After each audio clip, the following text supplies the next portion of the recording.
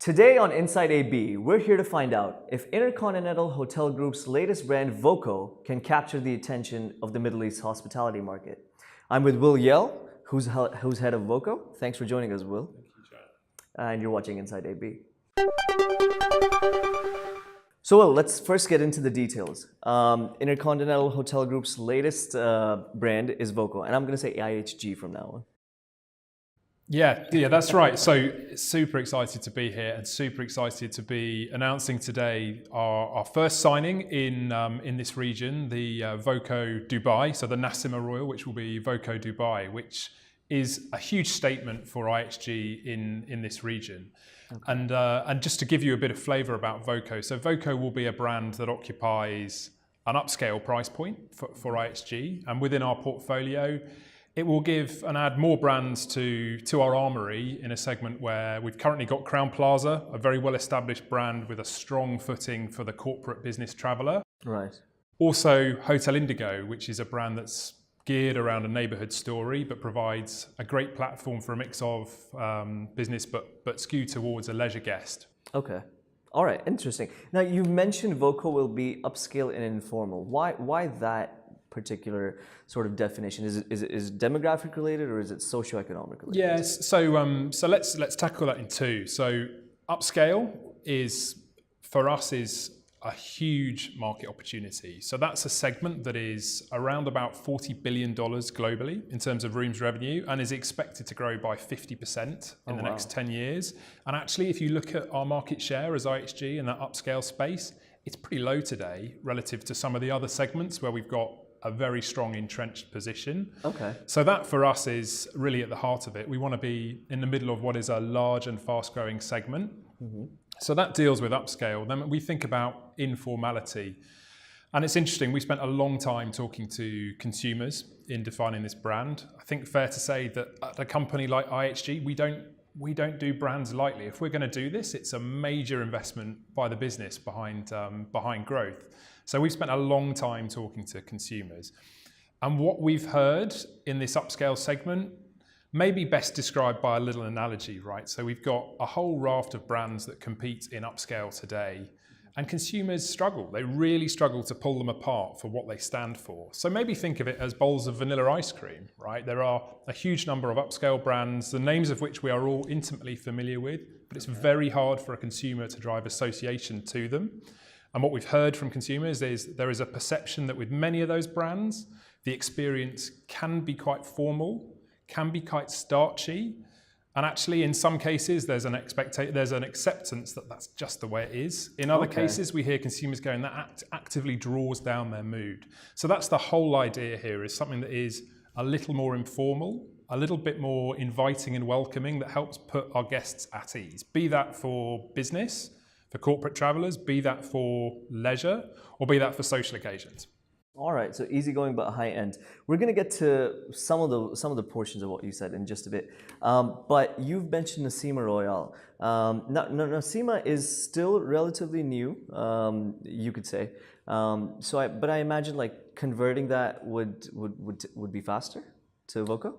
Yeah, so we've talked about voco as being conversion-led as a brand, and we see a big opportunity to take existing great quality hotels, of which the Nassima certainly is, and I've had the privilege of staying there the last night. So great existing hotel and providing a lift, both in terms of the identity, the look and feel, and we can layer that in with voco in a way that is quite thoughtful and sensitive and easy to apply quickly.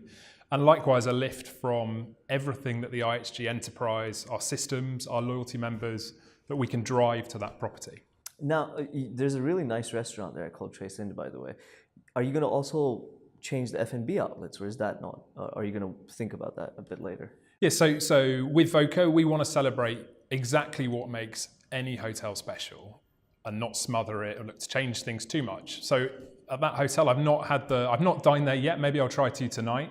Oh, it's the best. But that is, look, for us, if there's a hotel with a fantastic F&B outlet, it would be crazy of us to try and change anything like that. So look, we will look to incorporate all existing F&B components. The one area where we will be looking to implement is one of our hallmarks. So we talk about those as memorable moments for the brand. Okay. One of our hallmarks we call voco Life, and that is about trying to activate the bar lounge, the bar space on property. So one of the outlets, the F&B outlets, will become voco Life, will be our bar hallmark. And that's really all about trying to provide a space, a platform for people who are there on leisure, on social occasions, business travelers, to spend time, to dwell, to celebrate the reason why they're at a hotel. And we're going to do that through, in essence, a playbook, right? So this is about driving the best use of the bar space in the morning, which is more around coffee, productivity, pastries. The afternoon, which is more about the F&B and what we can deliver there, which encourages dwell time. So that might be more sharing plates. Okay. To an evening day part, which will be wet-led, will be drink-led, really trying to turn that into a sociable and vibrant space. So that's really what we're looking to try and do. And we think we can bring that to life in Nsima Royal, as with other hotels, through pretty targeted investment. So think a range of seating typologies, some investment in OS&E, so the glassware, investment in the menu and the drinks ranges, the dress code that we will have for our hosts on property, but very targeted interventions just to try and maximize that space for an owner. Okay, and now very quickly, this is going to be your first property in Dubai, expected to come online sometime in early 2019, right? Where are you expecting to, have more conversions? Is it primarily in Dubai, or are you also looking at the rest of the GCC? Yeah, so Nsima will be online trading as a voco at some point in Q1 next year. So okay. To put that in context, it's a remarkable story we have at IHG, from defining a brand at the start of this year to launching a brand in our region in June, to signing our first hotels and having them open within the year. So Nsima will start in Q1. We've already got 2 open hotels, which just gives you some scale of the pace which we're moving at. And yeah, primarily we're looking for conversions. We will also do new build, as other conversion-led brands do, when the right opportunities arise. Do you have an idea about what those opportunities are right now? So we're in a number of conversations about opportunities within this region and the broader Middle East region.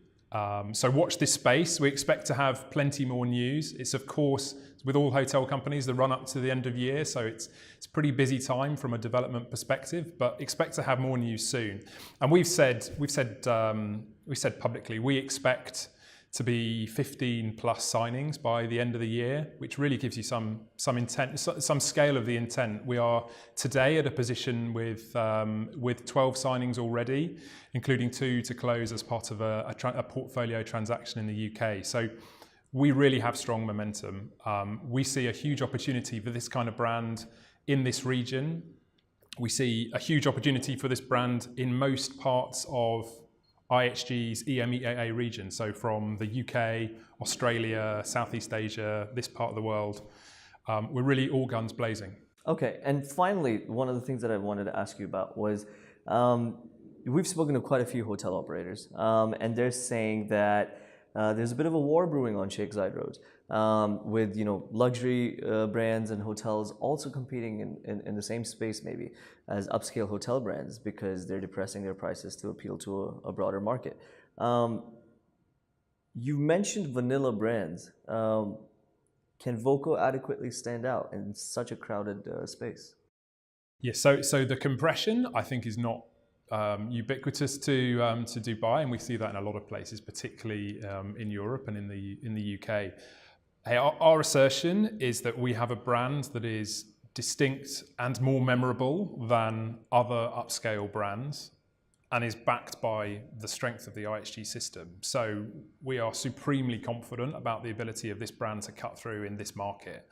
This is something which is contemporary, is engaging, and most of all for us, it's kind of fun, right? It's trying to be more informal, it's unbuttoned, it's really trying to put people at ease. And we think that will appeal for business guests just as the same way as it will appeal for people on leisure.